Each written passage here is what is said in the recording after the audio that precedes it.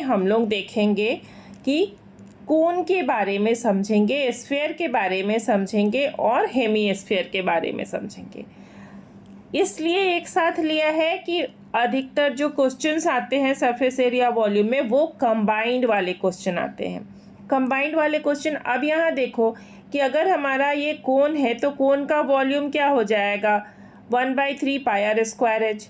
Curve surface area मतलब only this part, तो वो हो जाएगा पाई आर एल। तो जैसे जैसे हम आगे वीडियो में पढ़ेंगे मैं आपको बताऊंगी कि किस क्वेश्चन में क्या लेना है, वॉल्यूम लेना है, सीएसए लेना है या टीएसए लेना है। कुछ बच्चों के लिए ये भी डिसाइड करना मुश्किल हो जाता है कि कौन सा फॉर्मूला यूज़ करें, ठीक है। फिर वैसे ही क्वेश्चंस हम लोग डिस्कस करेंगे। वैसे ही अगर स्फीयर के लिए देखो तो सॉलिड स्फीयर का वॉल्यूम हो जाता है 4/3 पाई आर क्यूब, ठीक है। टोटल सरफेस एरिया, इसमें एक ही पूरा सरफेस एरिया होता है टोटल सरफेस एरिया, जो कहलाता है 4 पाई आर स्क्वायर, ठीक है। अब यहाँ देखो आपकी हेमीस्फीयर है। हेमीस्फीयर जो होता है वो क्या हुआ, हाफ पार्ट ऑफ स्फीयर हुआ, तो इसका जो वॉल्यूम होगा वो भी हाफ हो जाएगा, तो 2/3 पाई आर क्यूब, ठीक है।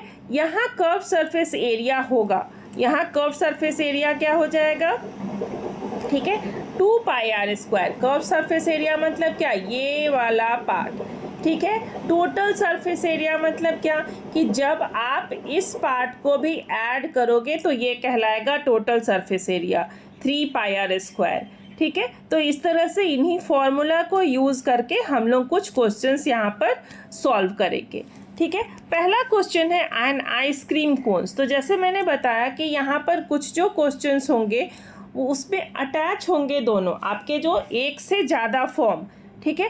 आइसक्रीम कोन के लिए दिया हुआ है कि full of having radius 5 centimetre, ठीक है। तो यहाँ पर पहले मैं आपको ड्रॉ करके बता देती हूँ, ठीक है। ये हुआ हमारा कोन और उसके ऊपर अगर एक हेमीस्फीयर डालेंगे तो ये हुआ एक्जैक्टली आइसक्रीम कोन, ठीक है। इसका रेडियस जो गिवन है, तो रेडियस ऊपर वाले पार्ट का भी वही होगा, r is equal to given है 5 सेंटीमीटर, ठीक है। r कितना गिवन है, 5 सेंटीमीटर। और ये टोटल जो हाइट है आइसक्रीम का वो गिवन है 10 सेंटीमीटर। तो टोटल अगर हाइट है तो यहाँ आप चेक करो कि जो अभी भी हम हेमीस्फीयर का लेते हैं तो हेमीस्फीयर का हाइट और रेडियस इक्वल होता है, वो हमेशा याद रखेंगे, ठीक है। तो जो कोन के लिए हो गया, कोन के लिए जो रेडियस हो गया वो हो गया 5 सेंटीमीटर, ठीक है। और जो हाइट हो गया वो 10 - 5 करेंगे तो वो भी हो जाएगा हमारा 5 सेंटीमीटर, सही है। अब क्या बोल रहा है कि calculate the volume of the ice cream. सबसे पहला ये आप समझो कि जब वॉल्यूम ऑफ द आइसक्रीम ले रहे हो तो ये पार्ट तो फिल है ना, तो यहाँ क्या लिखेंगे, वॉल्यूम ऑफ हेमीस्फीयर, ठीक है। उसके बाद वॉल्यूम ऑफ कोन, सही है, तो प्लस ले लेंगे वॉल्यूम ऑफ कोन, ठीक है। ये देगा आपको वॉल्यूम ऑफ आइसक्रीम, ये क्या देगा, वॉल्यूम ऑफ आइसक्रीम, ठीक है। लेकिन इसके साथ साथ यहाँ एक और क्या गिवन है कि 1/6 part is left Anfield with ice cream. तो 1/6 टोटल का गिवन है, ना कि कोन का। ये हमेशा क्लियर देख लेंगे पढ़ करके क्वेश्चन को, ठीक है।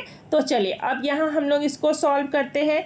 अब इस डायग्राम को समझने के बाद आप देखो कि वॉल्यूम ऑफ हेमीस्फीयर क्या होता है, तो इज इक्वल टू क्या लिख लेंगे हम लोग, 2/3 पाई आर क्यूब, ठीक है, प्लस, ठीक है, वॉल्यूम ऑफ कोन क्या हो जाएगा हमारा, 1/3 pi r square h, 1/3 pi r square H.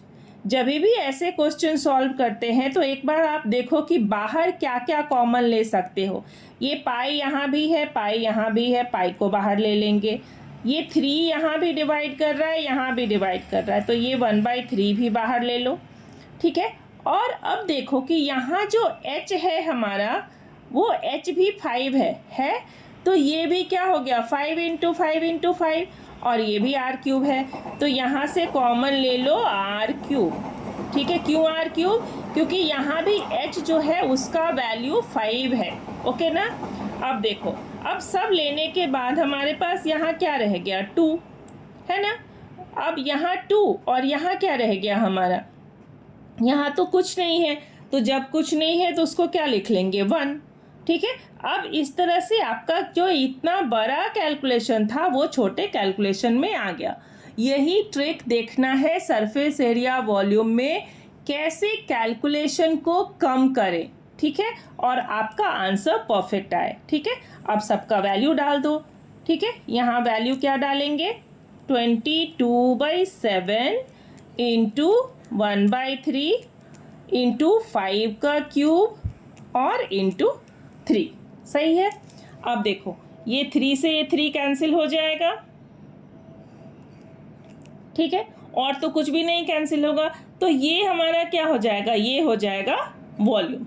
ठीक है, इज इक्वल टू क्या हो जाएगा, 22 इंटू 125 एंड डिवाइडेड बाय 7। तो किस तरह से देखे हमने कि ये तो वॉल्यूम मिल गया। अब यहाँ क्या बोल रहा है कि 1/6 पार्ट इज फिल्ड। तो जब 1/6, ये याद रखो कि अगर ये 1/6 फिल्ड है, ठीक है, 1/6 अनफिल्ड है, तो कितना फिल्ड होगा, 5/6 होगा फिल्ड, है ना। ये याद रखना है, और इसको मल्टीप्लाई किससे कर देना है, 5/6 से। ठीक है, अब इसको रिड्यूस कर लो वापस से, 2 से हो जाएगा, 2 3 जा और 2 11 जा। ठीक है, यहाँ मल्टीप्लाई कर लो, 11 इंटू 125 को करेंगे तो ये क्या हो जाएगा, 625।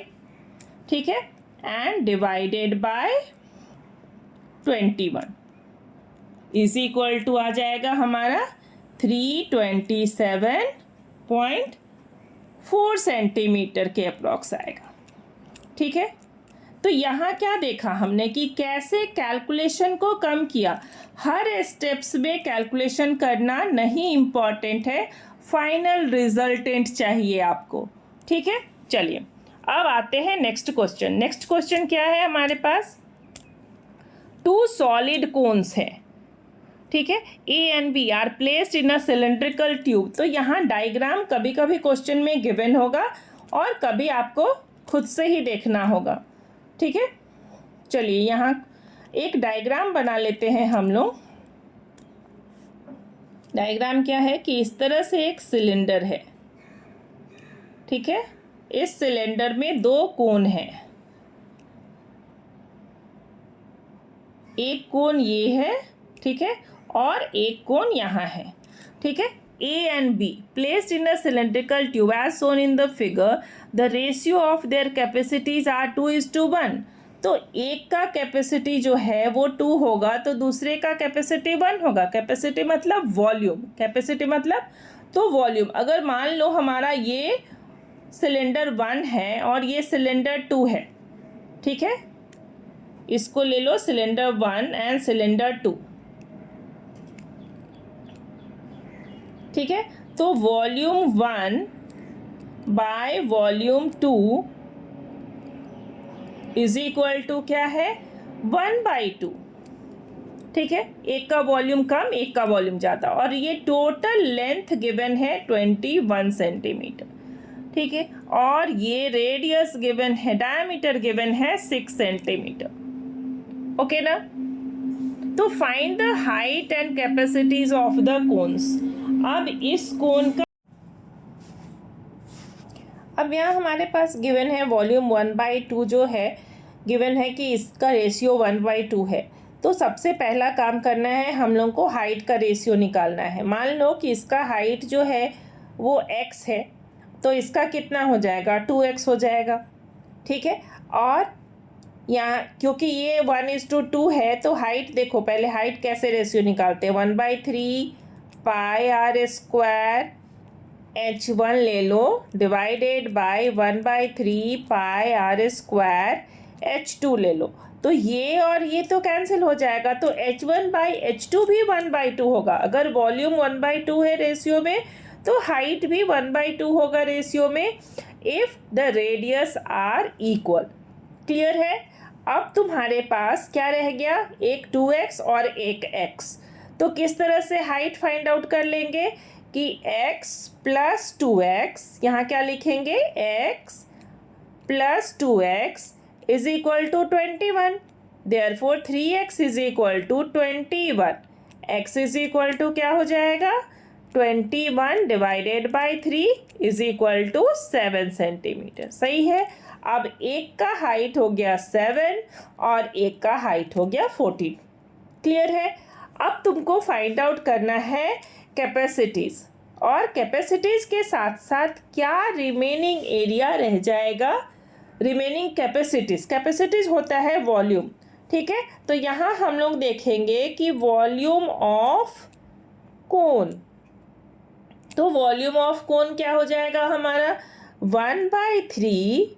ठीक है, दोनों का अगर हम एक साथ लेते हैं तो 1/3 पाई आर स्क्वायर तो दोनों में है, एक का हाइट 7 और दूसरे का हाइट 14। सही है, हम कंबाइंड ले रहे हैं यहाँ पर। ठीक है, तो ये क्या हो जाएगा 1/3 into 22/7 into r square, r क्या था हमारा 3 इंटू 3 और ये हो जाएगा 21।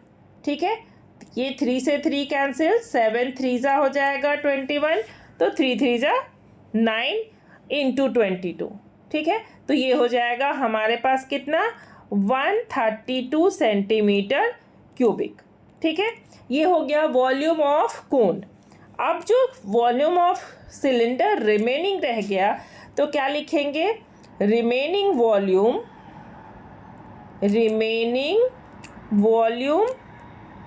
Is equal to volume of cylinder, okay ना, माइनस वॉल्यूम ऑफ कोन।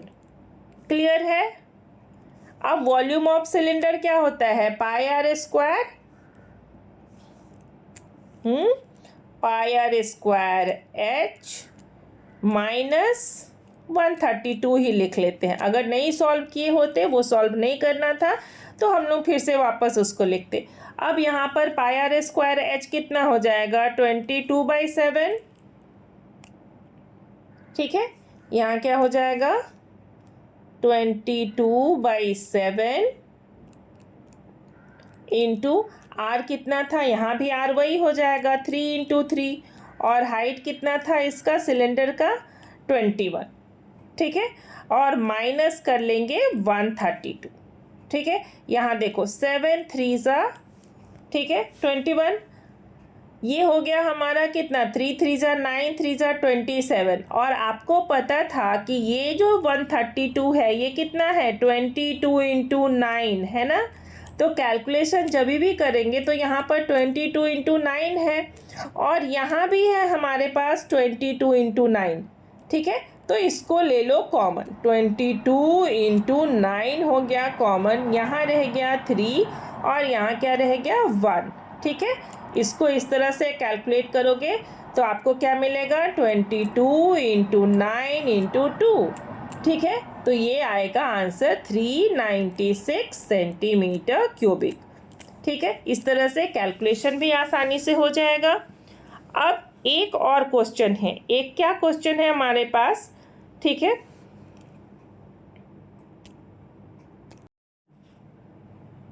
एक और क्वेश्चन है, एक क्या क्वेश्चन है कि what is the least number of solid metallic sphere. ठीक है, इसको बनाने के लिए क्या देखेंगे हम लोग, यहाँ है मेटालिक स्फीयर गिवन है, रीकास्ट करना होता है। जब रीकास्ट करना होता है तो हम लोग वॉल्यूम को कंपेयर करते हैं।